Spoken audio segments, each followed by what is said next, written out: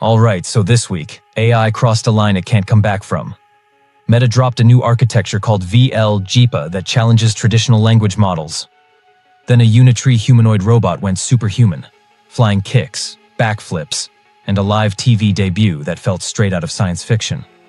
OpenAI followed with a move that could make today's AI devices completely obsolete. MIT revealed a revolutionary AI system called recursive language models that forces researchers to rethink how intelligence is built from the ground up. Google quietly launched an AI research assistant that's already changing how people study and create in 2025. And just when it felt like AI couldn't get stranger, a new architecture called DeepSeek MHC broke assumptions we've relied on for years. Finally, there's a $25,000 humanoid robot that looks incredible, but has a massive problem no one is talking about. This isn't hype. This is the future arriving all at once. Let's start with Meta's move that may have just changed AI forever. There's a new AI model out of Meta that might just change how we think about artificial intelligence, called VL-JEPA, and honestly, it's one of those rare moments where you see something and think, yeah, this could be what comes next. Not an incremental improvement, a genuine shift in how these systems actually work. So what makes it different? Well, here's the thing. Every major AI model you've probably heard about, whether it's GPT, Claude, Gemini, they all do the same basic thing. They predict words, show them an image, ask a question, and they'll generate text one word at a time until they've given you an answer. That's how they're trained, that's how they think, and that's what they optimize for. But this new system called VL-JEPA, which stands for Vision Language Joint Embedding Predictive Architecture, throws that entire playbook out the window. It doesn't predict words at all. It predicts meaning directly. And once you understand why that matters, it becomes pretty clear that we've been doing this the hard way for a while now. Let me explain what I mean. Imagine you show a model a picture of someone flipping a light switch and ask what happens next. A human would say the light turns off, or maybe the room goes dark, or perhaps the lamp stops working. All of those answers are correct. They mean the same thing. But to a language model, those are three completely different answers. Different words, different tokens, totally separate sequences that share almost no overlap. So during training, the model has to waste enormous amounts of effort learning all the different ways humans might phrase the exact same idea. It's memorizing style and phrasing when all it really needs to understand is the concept itself. That's problem number one. Problem number two is speed. When you're generating text token by token, you can't actually know what the model is trying to say until it finishes the entire sentence. If you're building something like smart glasses or a robot that needs to react to the world in real time, that delay becomes a serious bottleneck. You're sitting there waiting for the model to finish writing before you can even parse what it means. VL-JEPA solves both of these problems by skipping the text generation step entirely during most of its operation.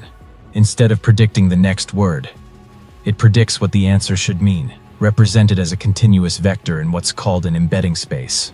Think of it like this. In traditional models, the answers, the light turns off, and the room goes dark, are miles apart because they're different sequences of symbols.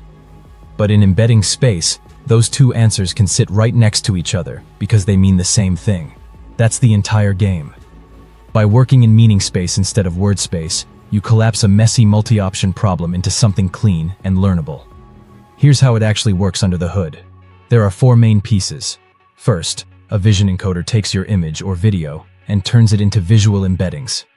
Then there's the predictor, which is the brain of the system. It looks at those visual embeddings, reads your query, and predicts what the answer embedding should be. There's also something called the Y encoder, which during training converts the correct answer into an embedding, so the model knows what target it's aiming for. And finally, there's a Y decoder. But here's the kicker. It barely does anything. It only gets used when you actually need human-readable text at the end. Most of the time, the model just lives in embedding space and never touches language at all. So what does this buy you? Well, the results are striking. They ran a really clean comparison where everything was kept the same. Same vision encoder, same data, same training steps. The only difference was whether the model predicted tokens or embeddings. The token-based model used about 1 billion parameters. VL-JEPA used half that, and yet after 5 million training samples, VL-JEPA was nearly twice as good at video captioning. It learned faster, scaled better, and kept improving where the baseline plateaued. That's not a tuning trick. That's a structural advantage. But the real payoff comes during inference, especially with video. Because VL-JEPA outputs a continuous stream of meaning, it can do something called selective decoding. Instead of generating text every single second, it monitors the embedding stream and only decodes when something semantically important changes. In practice, this means you can cut the number of decoding operations by nearly 3 times without losing accuracy. For real-time applications, wearables, robots, anything that needs to understand the world continuously, that's a massive win. And it's not just faster, it's more versatile. The same model handles classification, retrieval, even world modeling, where it has to figure out which action caused a change between 2 images. In that test, it beat GPT-4, Claude, and Gemini, all of which tried solving the problem by describing what they saw in words first. Turns out, predicting meaning directly can be more effective than narrating everything and reasoning over the text afterward. Now, this isn't going to replace language models everywhere. If you need deep reasoning, complex planning, tool use, you still want a token-based system. But for perception-heavy tasks, especially anything involving video or real-time understanding, this approach just makes more sense. It's faster, cleaner, and more efficient. It shifts AI away from word prediction and towards something closer to how we actually think, where meaning comes first and language is just one way to express it. And that feels like the beginning of something new. Next, let's look at the humanoid robot that just crossed a human skill barrier. Alright, what if I told you there's now a robot that can throw flying kicks, land backflips, and have a calm conversation about artificial intelligence on live television, all in the same week? That's not science fiction anymore. That's Unitree in 2025. And what they just showed the world changes everything we thought we knew about humanoid robots. Let's get into it. Unitree dropped a training video featuring their H2 humanoid. And honestly, it caught me off guard. This wasn't the stiff, awkward robot movement we've seen for years. The H2 was throwing full flying kicks, landing clean backflips, and absolutely destroying a sandbag with repeated strikes. Every motion flowed into the next like watching a trained martial artist warming up for a fight. Here's what makes this different. The H2 stands about 6 feet tall and weighs around 154 pounds. Those proportions matter because it moves like a human body should move. The legs are the right length. The torso stays balanced. When this thing launches into the air for a backflip, you're not holding your breath wondering if it'll crash. It just lands and keeps going. The H2 runs on 31 degrees of freedom. That's robot speak for how many joints can move independently. The shoulders alone have 12 joints. The legs carry 14 between them. Compare that to their earlier G1 model with 26 joints, and you start to see why the movement looks so much smoother now. But raw flexibility means nothing without control. The real magic happens in the software. During those backflips, the center of mass shifts aggressively, then snaps back into perfect alignment right on landing. That requires constant real-time adjustments across every single joint simultaneously. The H2 handles it without hesitation. The hardware backs it up too. These joints deliver up to 360 Newton meters of torque. That's enough explosive power to launch the robot off the ground while maintaining complete stability.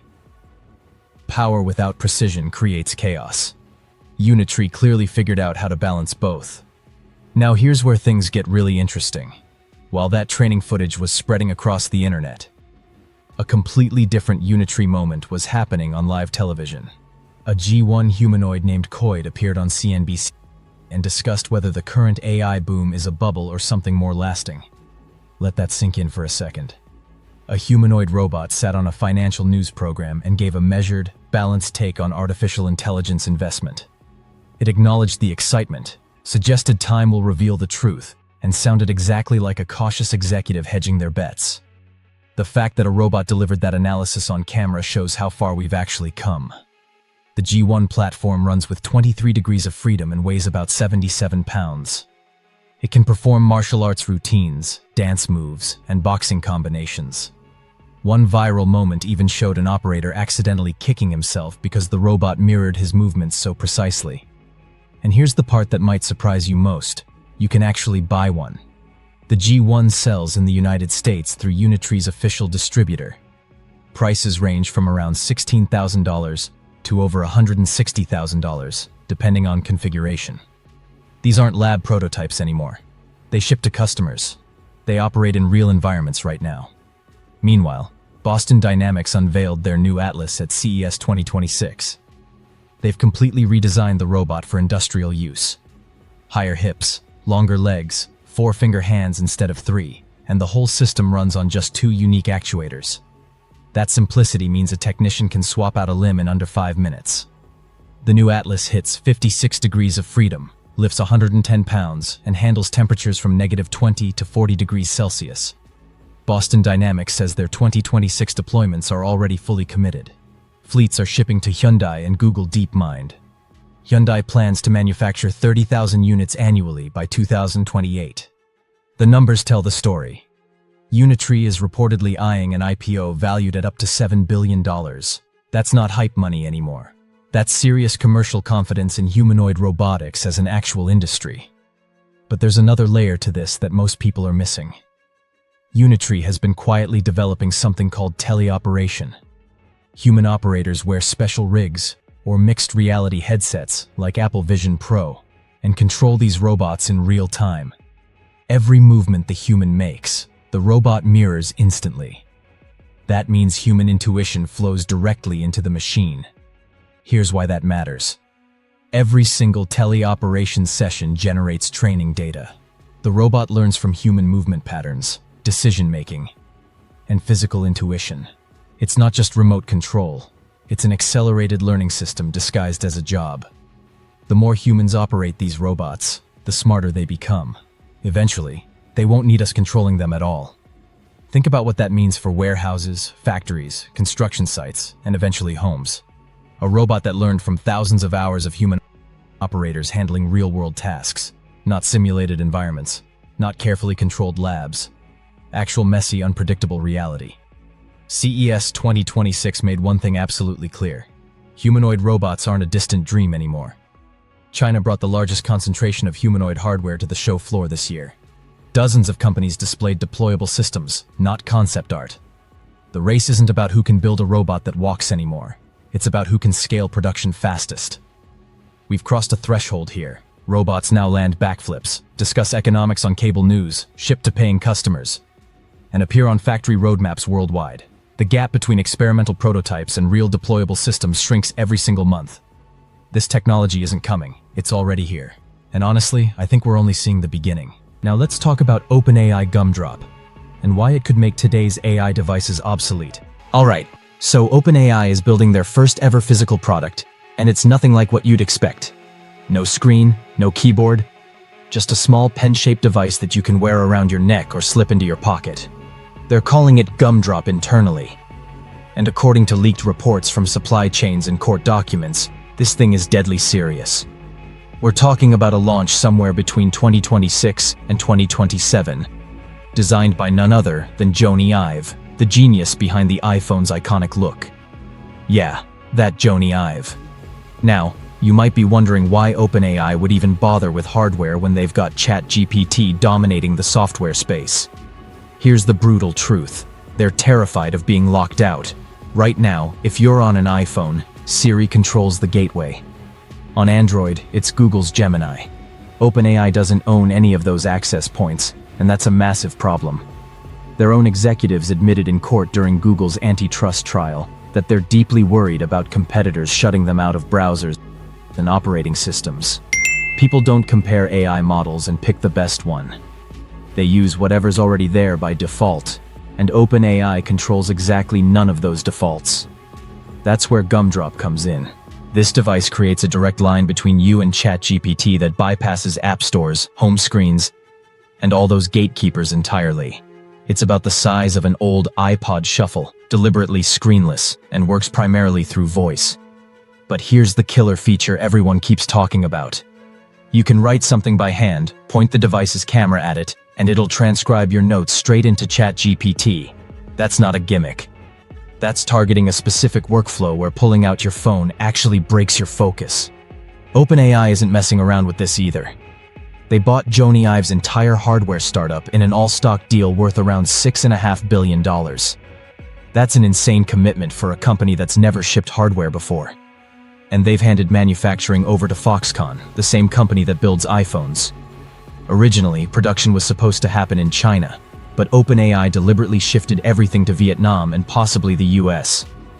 That move costs serious money, but it tells you they're thinking long-term scale and avoiding geopolitical risk. Of course, AI hardware has an absolutely terrible track record recently. Remember the Humane AI pin? Massive hype, total disaster, discontinued within a year. Rabbit's R1 sold over 100,000 units, but daily usage collapsed to around 5,000 people. That's catastrophic. OpenAI knows this. The difference is, Humane and Rabbit were trying to create entirely new categories without controlling the underlying platform. OpenAI already has the platform. They've got hundreds of millions of ChatGPT users. This device is about keeping those users inside their ecosystem. There's another angle here that's crucial. Audio. OpenAI is reportedly rebuilding their entire audio system from the ground up, because their current voice models lag behind their text capabilities. When your device relies almost entirely on voice, that gap becomes fatal. Leaked details suggest they've developed new audio architecture that lets the AI speak while you're still talking, instead of waiting for awkward silences. That sounds small, but it fundamentally changes how natural the interaction feels. These upgrades are scheduled to roll out in early 2026, which lines up perfectly with Gumdrop's prototype phase. Now let's talk about the elephant in the room. Privacy. A screenless device with a camera and microphone that's always around your neck? That's a privacy nightmare waiting to happen if OpenAI gets this wrong. They absolutely must include physical mute switches, visible indicators, and real on-device processing. Humane failed partly because people didn't trust it. Without trust, Gumdrop dies instantly. The business model here is fascinating too. The device itself will probably cost between $200 and $300, but that's not where the money is.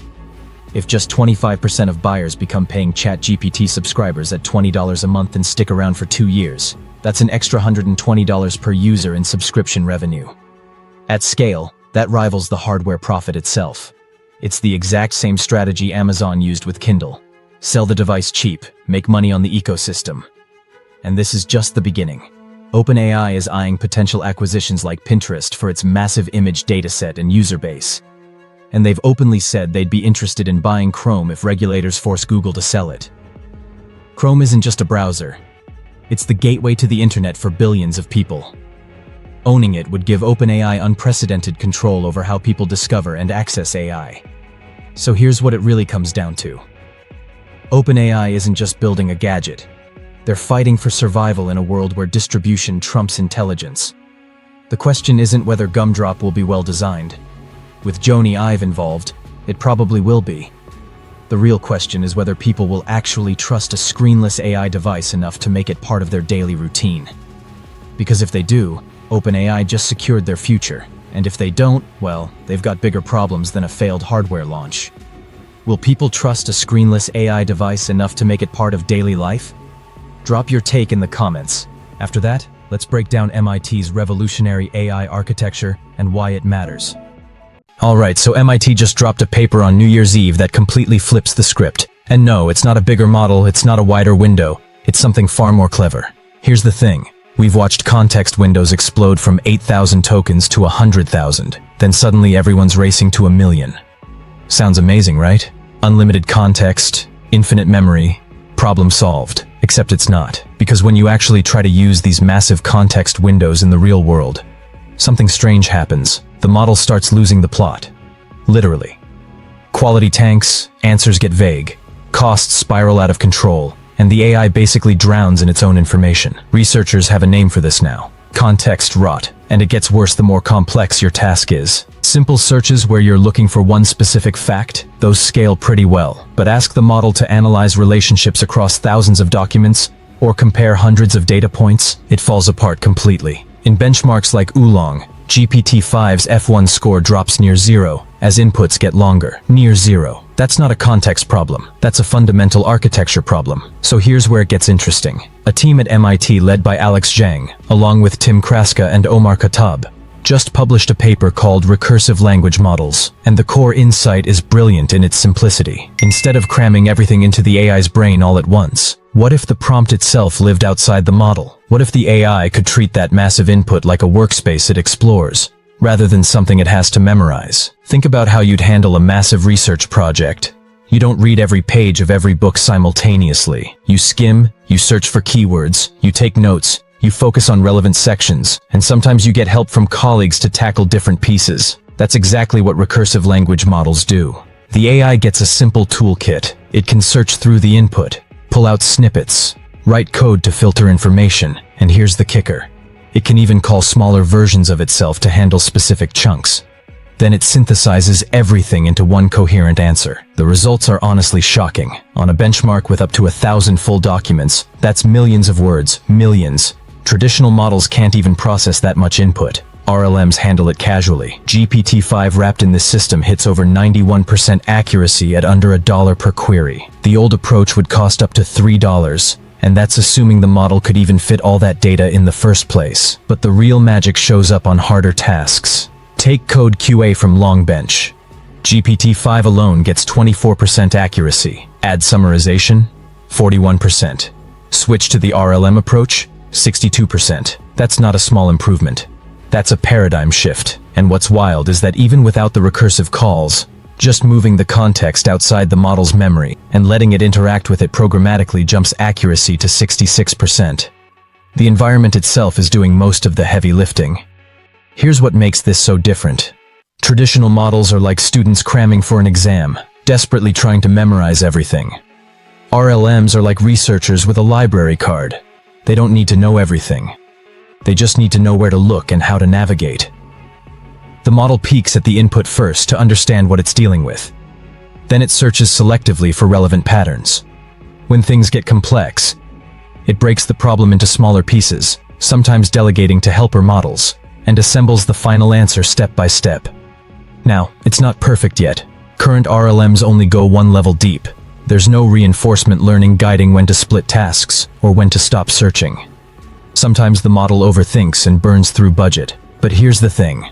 These runs are basically reasoning traces. And reasoning traces can be trained.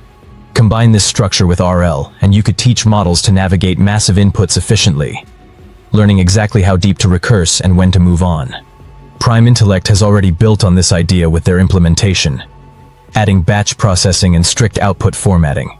They've tested it across web research with noisy pages, competition math problems, and complex data reproduction tasks, and the pattern holds.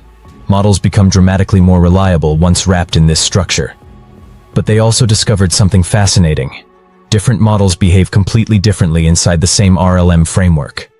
GPT-5 is cautious and selective, Qwen 3. Coder is aggressive, splitting things line by line. Same system, totally different strategies. For the longest time, progress meant bigger models, more data, more compute. RLMs add a completely new dimension. The limit isn't how much fits in the context window anymore. It's how well the model can navigate information that lives outside of it.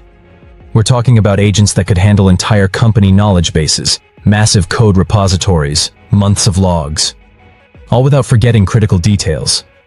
And we're already seeing it work at 10 million tokens and beyond. Next up, here's how Google NotebookLM is changing the way people research and learn in 2025. All right, imagine uploading a 100-page research paper at 9 in the morning, and by 9:15, you're listening to two podcast hosts having a deep conversation about it while you make your coffee. Sounds impossible, right? Well, that's exactly what millions of people are doing right now with Google's NotebookLM. And honestly, when I first tried it, I thought someone was playing a prank on me. The voices were so natural, the banter so real, I had to check twice that these weren't actual humans recording a podcast about my documents. But here's the wild part. This is just scratching the surface of what this tool can do. So what exactly is NotebookLM? Think of it as having a brilliant research assistant who's read everything you've ever uploaded and can explain it back to you in whatever format you need. Google built this thing using their latest Gemini 3 model, and it's basically designed to be your personal AI thinking partner.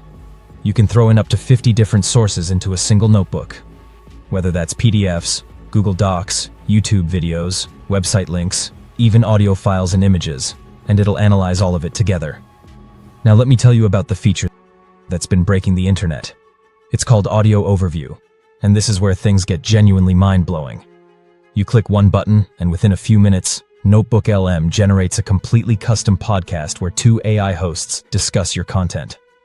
And I'm not talking about some robotic text-to-speech reading. These hosts have conversations. They agree and disagree.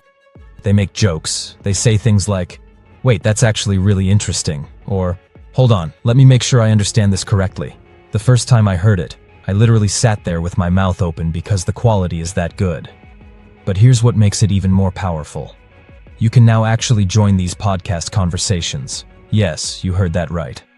While the AI hosts are talking, you can interrupt them with your voice and ask them to explain something differently or dive deeper into a specific topic. It's like being in a live podcast recording where the hosts are there just for you. And the customization options are incredible. You can tell NotebookLM to make the discussion brief or deep dive for experts. You want a debate format where the hosts challenge each other? Done. Need a critique where they analyze the strengths and weaknesses? The tool adapts to however you learn best.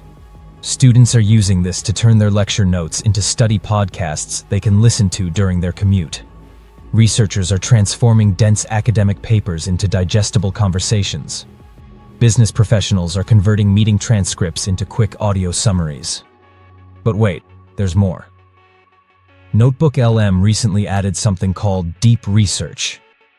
This feature acts like a dedicated researcher that goes out and finds high-quality sources for you, creates comprehensive reports, and even recommends additional materials you should check out. You can then add these directly into your notebook and have everything in one place. The latest addition is data tables, which might sound boring, but trust me, it's a game changer. NotebookLM can now take all those scattered facts from your documents and organize them into clean, structured tables that you can export straight to Google Sheets.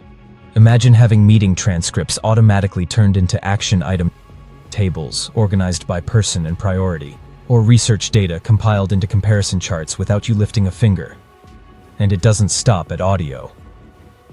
NotebookLM can generate slide decks, infographics, study guides, flashcards, quizzes, and even mind maps that help you visualize complex topics. There's also a feature where you can see the AI's thinking process as it answers your questions, which is fascinating if you're into understanding how AI actually works.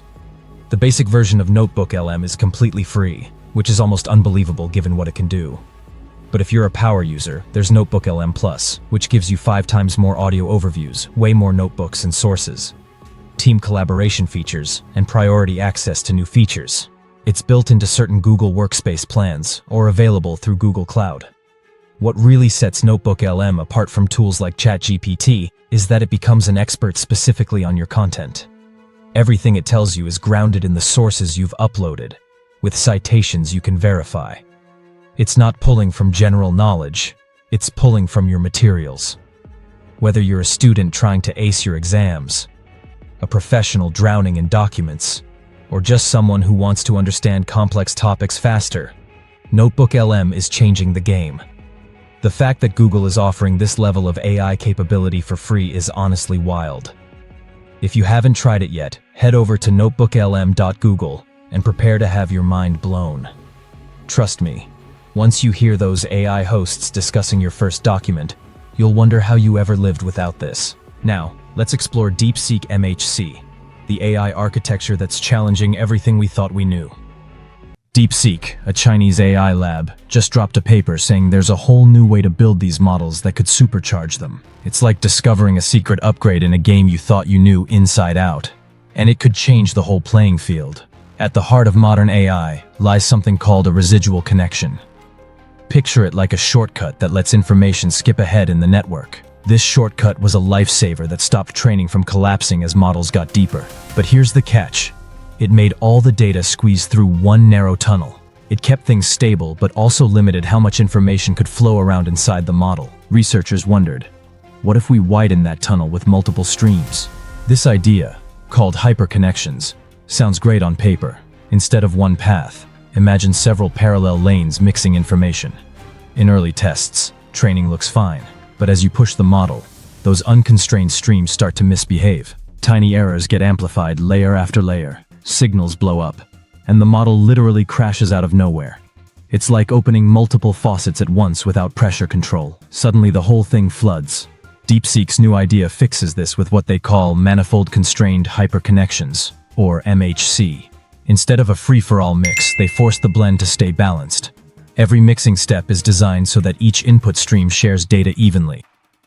In math terms, each row and column of the mix matrix adds up to 1. Technically, they use the Sinkhorn-Knopp algorithm to enforce this balance. The result? Signals neither blow up nor vanish. You get the multi-stream advantage without the chaos. They put MHC through real tests. DeepSeek trained language models of 3 billion, 9 billion, and 27 billion parameters using this method and compared them to standard models. The MHC versions consistently came out ahead. For example, on a tough math reasoning benchmark, the 27B model's score jumped from about 47% to 54%. Logical reasoning tests climbed from the mid-40s to around the low 50s. Even general knowledge tasks saw healthy improvements. These aren't tiny gains. In big models, a few points can be the difference between average and top-tier performance. Now, you might think, great, more streams sounds better, but doesn't that massively slow down training? DeepSeek tackled that too. They rewrote much of the training code with custom GPU tricks, combining operations into single kernels, using a tool called tilelang, recomputing some values on the fly instead of storing everything, and overlapping data transfers with computation, a method they call dual pipe scheduling. Thanks to these optimizations, quadrupling the internal pathways only added about 6 to 7% extra training time. That's a small price for a 4x increase in internal capacity. Why is this so exciting? Because it opens a new way to scale AI. We used to think making models better was just about adding layers, more data, or bigger chips. MHC shows we can also re-architect the information flow itself. DeepSeek essentially kept the stability of the old residual shortcut, while giving the model multiple lanes to work with. Many experts are calling it a breakthrough, not just a minor tweak. It's more like a blueprint for how the next generation of models might be built. What makes this even more interesting is the timing. DeepSeek already made waves earlier this year with their R1 model, which matched frontier reasoning systems at a fraction of the cost. Analysts called it a Sputnik moment. This new paper feels like a continuation of that story. They're not just competing on performance, they're rethinking foundational assumptions. And they published this openly.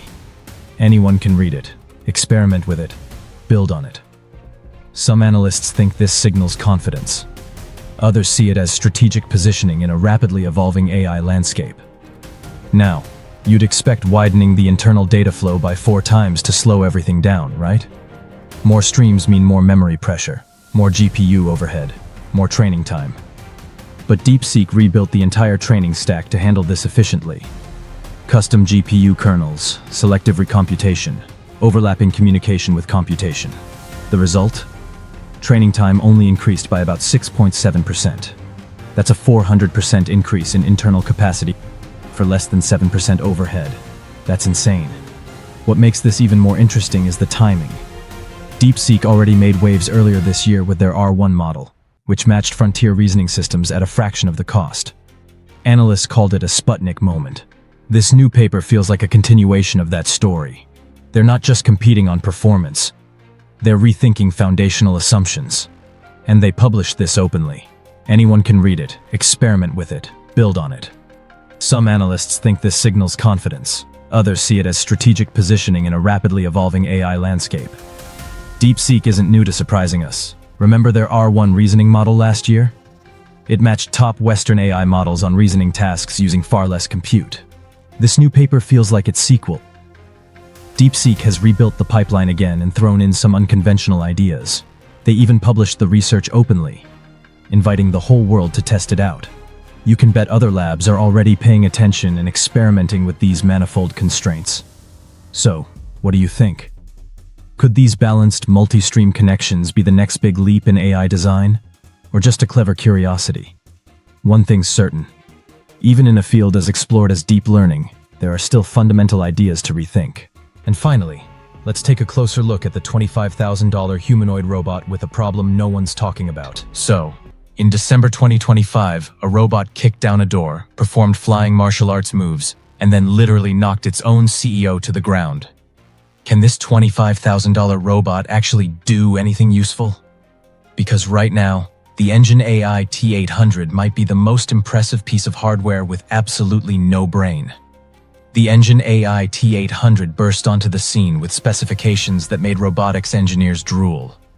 It stands 173 centimeters tall, weighs 75 kilograms, and packs a maximum joint torque of 450 Newton meters. To put that in perspective, that's enough force to lift a small car.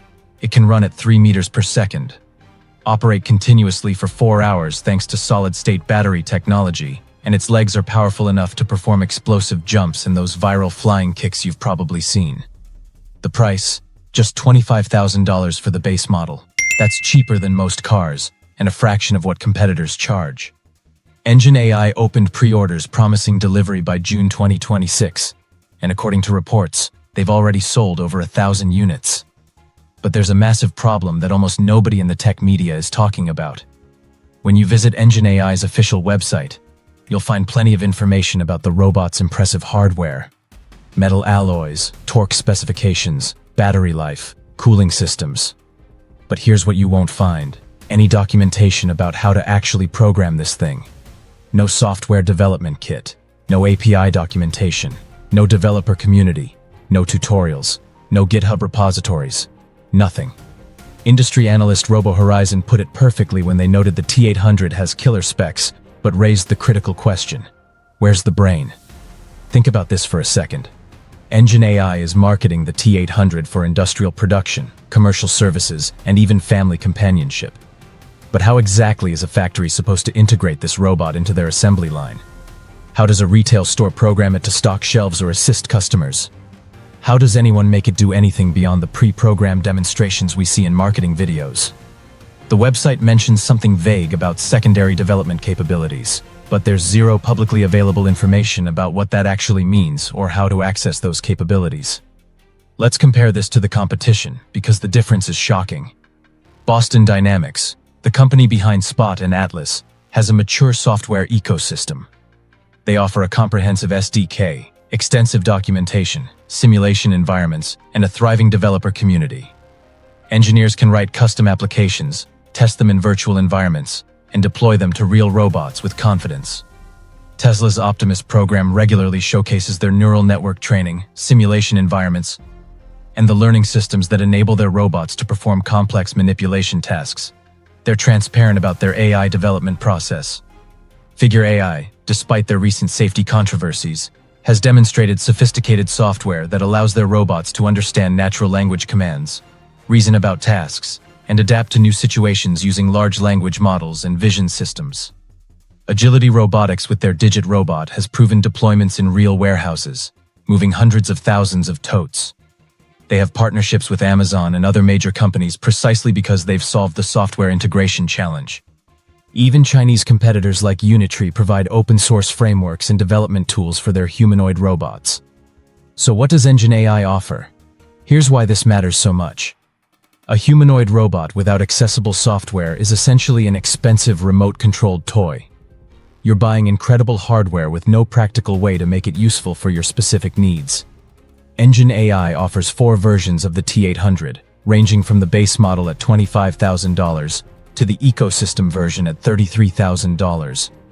But what ecosystem are they talking about? As of now, that ecosystem appears to be completely invisible to the public. So what's really going on here? There are a few possibilities. EngineAI is focused entirely on hardware and plans to provide software tools later, possibly after initial deliveries.